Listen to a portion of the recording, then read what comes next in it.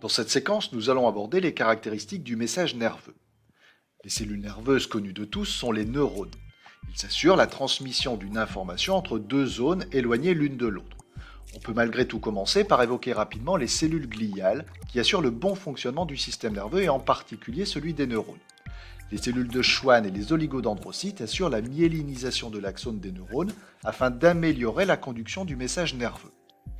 Les astrocytes assurent l'approvisionnement énergétique des neurones et la régulation des neurotransmetteurs au niveau de la fente synaptique. Dans un autre registre, les cellules de la microglie jouent un rôle dans les défenses immunitaires et les épendymocytes assurent le renouvellement du liquide céphalorachidien ou liquide cérébrospinal qui entoure le système nerveux central et périphérique.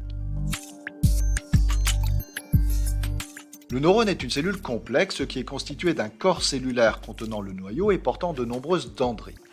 Sous l'effet d'une stimulation, un message nerveux va se propager le long de l'axone jusqu'à l'arborisation terminale portant de nombreux boutons synaptiques. C'est à leur niveau que va se faire la transmission du message nerveux à un autre neurone ou à certaines cellules effectrices, par exemple une cellule musculaire ou une cellule chromaffine de la glande médullo-surrénale. Le neurone est une cellule spécialisée dans la communication au sein de l'organisme. Comme toute cellule, il est constitué d'une membrane plasmique permettant l'individualisation d'un milieu intracellulaire. Comme toute cellule, le neurone présente une charge électrique. Il est possible d'enregistrer à l'aide de microélectrodes la différence de charge entre l'extérieur et l'intérieur de la cellule, ce que l'on nomme la différence de potentiel transmembranaire ou DDP transmembranaire.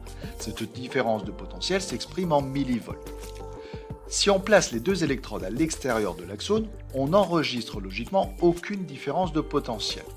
En revanche, si on introduit l'une des électrodes à l'intérieur de la cellule, on mesure alors une différence de potentiel entre l'intérieur et l'extérieur du neurone de l'ordre de 70 mV. La cellule possède donc un potentiel dit de repos. Celui-ci est dû à une inégale répartition des charges entre l'extérieur et l'intérieur de la cellule, elle-même liée à une différence de répartition des ions sodium, potassium et chlorure.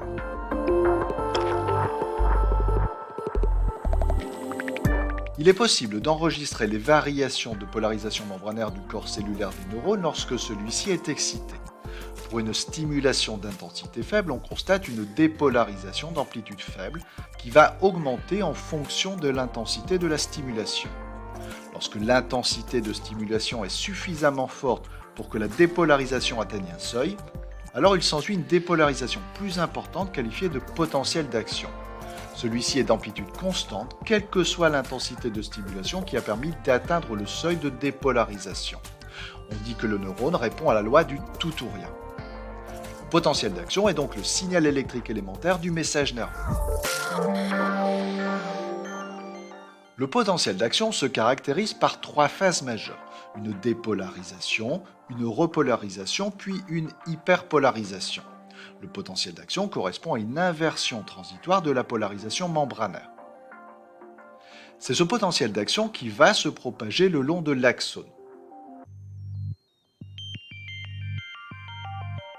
Le message nerveux est donc constitué d'un train de potentiel d'action. Dans ces conditions, on peut se demander comment s'effectue le codage du message nerveux en fonction de l'intensité de la stimulation. Eh bien, ce message nerveux est codé en fréquence de potentiel d'action. Lorsque l'intensité du stimulus est faible, la fréquence des potentiels d'action est faible. Cette fréquence augmente lorsque l'intensité de la stimulation augmente. Le message nerveux est codé en fréquence de potentiel d'action.